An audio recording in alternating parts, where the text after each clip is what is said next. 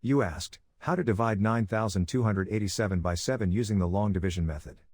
9 divided by 7 equals 1. 1 times 7 equals 7. 9 minus 7 equals 2.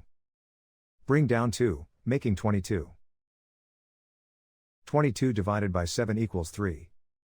3 times 7 equals 21. 22 minus 21 equals 1. Bring down 8, making 18. 18 divided by 7 equals 2. 2 times 7 equals 14. 18 minus 14 equals 4. Bring down 7, making 47.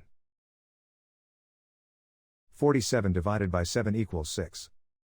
6 times 7 equals 42. 47 minus 42 equals 5.